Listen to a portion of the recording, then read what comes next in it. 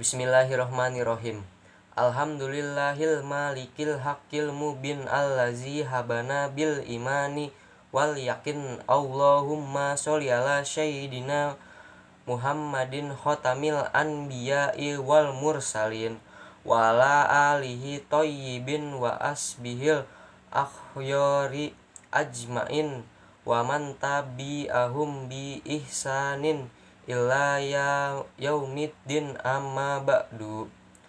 Faya ibadallah, usini nafsi wa iyyakum bitaqwallah wa qad fazal muttaqun.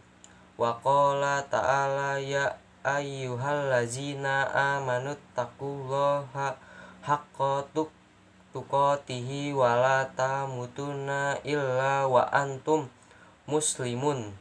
Shadaqallahul azim. Hadirin jamaah salat Jumat rahimakumullah.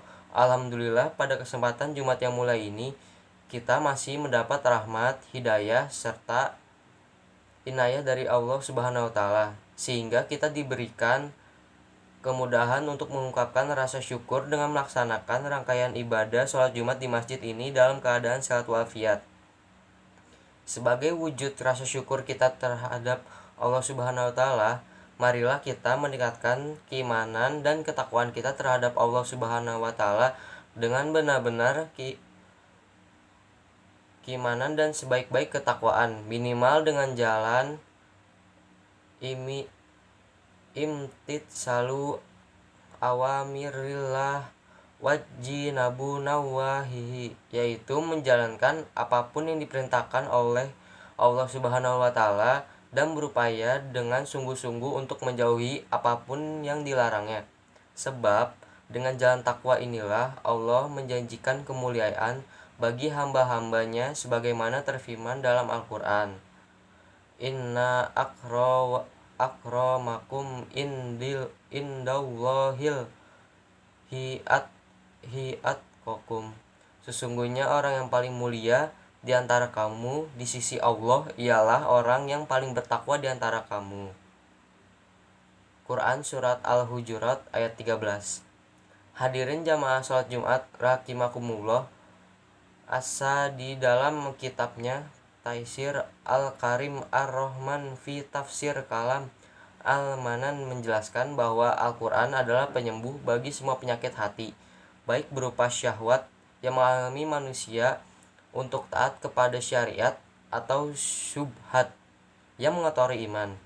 Karena dalam Al-Quran terdapat nasihat, motivasi, peringatan, janji, dan ancaman yang akan memicu seseorang pada sikap harap atau raja dan takut atau khauf. Ketika hati seseorang sehat, tidak banyak berisi syahwat dan syubhat, anggota badan pun akan mengikutinya.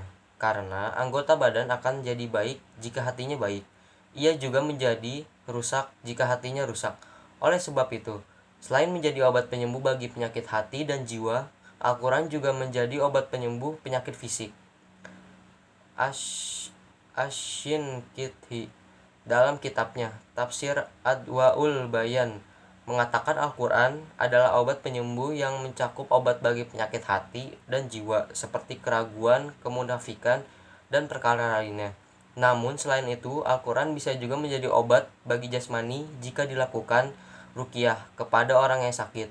Ibnul Qayyim dalam kitabnya Zad al-Ma'ad menjelaskan Al-Quran adalah penyembuh yang sempurna dari seluruh penyakit hati dan jasmani. Demikian pula penyakit dunia dan akhirat. Tidak setiap orang diberi keahlian untuk taufik untuk menjadikannya sebagai obat. Jika seseorang yang sakit konsisten berobat dengannya dan meletakkan pada sakitnya dengan penuh kejujuran dan keimanan, penerimaan yang sempurna, keyakinan yang kukuh, dan menyempurnakan syaratnya, niscaya penyakit apapun tidak akan mampu menghadapinya. Kepada sahabat yang sakit, Rasulullah SAW harap kali berpesan, bagi kalian ada obat penyembuh, yakni madu dan Al-Quran. Hadis riwayat Ibnu Majah dan Al-Hakim. Begitupun jika kita mengimani bahwa Al-Quran sebagai asy-syifa, sarana penyembuh, maka perbanyaklah membaca Al-Quran karena ia adalah obat. Hadirin jamaah Jumat Rahimakumullah. Lalu bagaimanakah cara Rasulullah berobat dengan menggunakan Al-Quran? Pertama, berobat dengan surat Al-Fatihah. Hal ini seperti yang dilakukan sahabat yang membacakan surat Al-Fatihah kepada seorang pemimpin kampung yang tersengat kalajengking. Lalu Rasulullah membenarkan tindakan sahabat itu. Dari Abu Said Al-Khudri bahwa ada sekelompok sahabat Nabi dahulu berada dalam perjalanan jauh, lalu melewati suatu kampung Arab. Kala itu mereka meminta untuk dijamu, namun penduduk kampung tersebut enggan untuk menjamu. Penduduk kampung tersebut lantas berkata pada para sahabat yang mampir, "Apakah di antara kalian ada yang bisa meruqyah atau melakukan pengobatan dengan membaca ayat-ayat Al-Quran?" Karena pembesar kampung tersamat binatang atau terserang demam. Di antara para sahabat lantas berkata, "Iya ada." Lalu ia pun mendatangi pembesar tersebut dan ia meruqyahnya dengan membaca surat Al-Fatihah. Akhirnya pembesar itu sembuh. Lalu yang membacakan ruqyah tadi diberikan seekor kambing, tapi ia enggan menerimanya. Riwayat lain menyebutkan ia mau menerima. Sampai kisah tadi diceritakan pada Nabi SAW. Lalu ia mendatangi Nabi SAW dan menceritakan kisahnya tadi pada beliau. Ia berkata, "Wahai Rasulullah, aku tidaklah meruqyah kecuali dengan membaca surat Al-Fatihah." Rasulullah SAW lantas tersenyum dan berkata, "Bagaimana engkau bisa tahu Al-Fatihah adalah ruqyah, yang artinya bisa digunakan untuk meruqyah?" Beliau pun bersabda, "Ambil kambing tersebut dari mereka dan potonglah untukku sebagiannya bersama kalian." Hadis riwayat Al-Bukhari nomor 57336 dan Muslim nomor 2201. Demikian sekelumit kafiah atau tata cara berobat dengan Al-Quran yang diajarkan oleh Rasulullah SAW. Minimal hal tersebut bisa menjadikan tambahnya keimanan kita bahwa sebagian dari ayat-ayat Al-Quran adalah obat bagi makhluk Allah yang sakit. Semoga Allah senantiasa memberikan hidayah kepada kita agar senantiasa istiqomah, mendekat, dan beribadah kepadanya. Amin. Aqulu qawli haza wa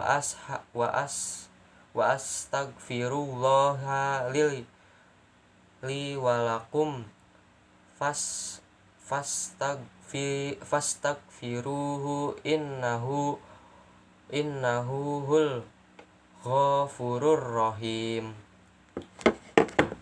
Sadaqallahul azim. Terima kasih, itu dia sekian khutbah dari saya yang berjudul berobat dengan Al-Quran. Oke.